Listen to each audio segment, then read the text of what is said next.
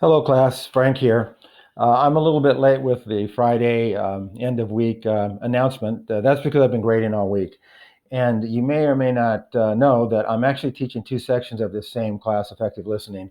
So I've got some 20 odd in section A and about 15 or so in B, or maybe a little bit less. But anyway, there's a lot of homework in the class, so that means there's a lot of grading for me. So I apologize with some of it being late, but I wanted to make sure I did a thorough job. So a couple things for week 6, one that I thought that was interesting.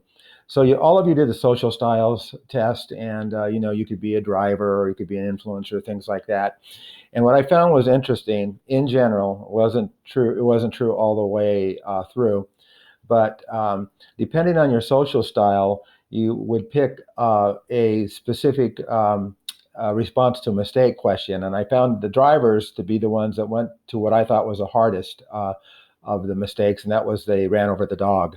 So I don't know what connection there is, but they certainly took the one I thought was the most difficult. But good job on that. I gave you feedback on the voice thread for each one of for that assignment, for that blog. Okay.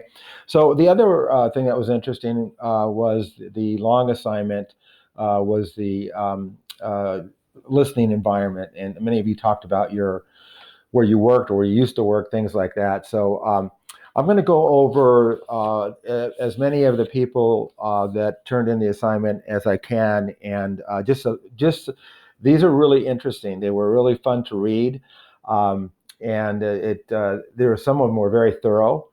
Some of them were, I'll say, very realistic, and so it's just a snippet of each one, just to kind of let you know what the different types of viewpoints I was getting from the students. So Jonah. Jonah works at a Jamba Juice, and which is great because I like Jamba Juice myself. But he had a interesting challenge in terms of effective listening and the environment, and that is where the store is in a Hispanic neighborhood of Arizona, Phoenix, I guess, maybe Surprise, but and he doesn't speak Spanish. So this is true wherever you have different cultures, different languages. That if you're working at an environment like that, how can you communicate effectively? And it doesn't have to be a foreign language. I've lived in different parts of the country. So when I was living in Texas, there's that Texas accent, and they would say, "I have the accent," things like that. So that was a good one, Jonah. Akat, you did a thorough job.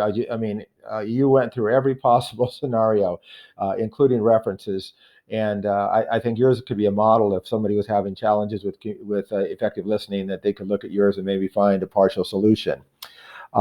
Lenora brought up a really good point about the millennials and kind of the culture, maybe some of it's myth, but the culture around what millennials want. And just one small example was I think in the organization she was talking about, they brought in bean bags to be, de facto chairs. I don't know if I would be comfortable with that. I'd probably fall asleep, but whatever. I think Lenore, you did a good job on that.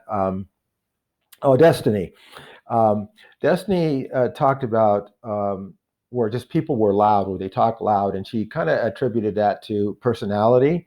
And I was just curious, how can you tell people like that to tone it down or keep it down, because that's just their nature. But personality plays a part into it. And by the way, if I'm missing this, if I misread what you wrote, let me know. But like I said, I'm just trying to kind of gauge specific things. Let's see. Jamie, you talked about temperature, and that is a big one in terms of what could be a barrier to effective listening. If the air conditioning's not working, especially in Arizona, or if it's too cold. Many of us have gone into conference rooms or rooms in the building, and you can see where people try to mess around with the thermostat to change the temperature. And in this particular case, it's controlled by a corporate office somewhere. So I think that was interesting. Dylan works at a sports park, and his was interesting. I think or Dylan, I should say you talked about the fact that the business was running pretty good, but the owners could do more. And I think that if management is paying attention and listening to their employees, that they would be able to come up with solutions. So I think you were on point there. Devonte, you said football was your occupation. I think that was really unique, and all that comes with it. The coaching, how coaches talk to you, how you respond, and your one point you made that sometimes you get a coach that doesn't like you, and I think that I find that hard to believe, but I also think it's real. It's very real. You can't like everybody, and so those were examples where maybe there is no communication or very little communication between a coach and a player. Okay. Oh, Shane works at In-N-Out. All right. Lots of things to talk about In-N-Out.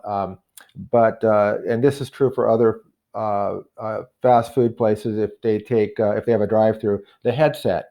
How effective is listening to the customer through the headset and the response back? I think that could be a challenge, but a really good description of what happens behind the scenes there at In-N-Out.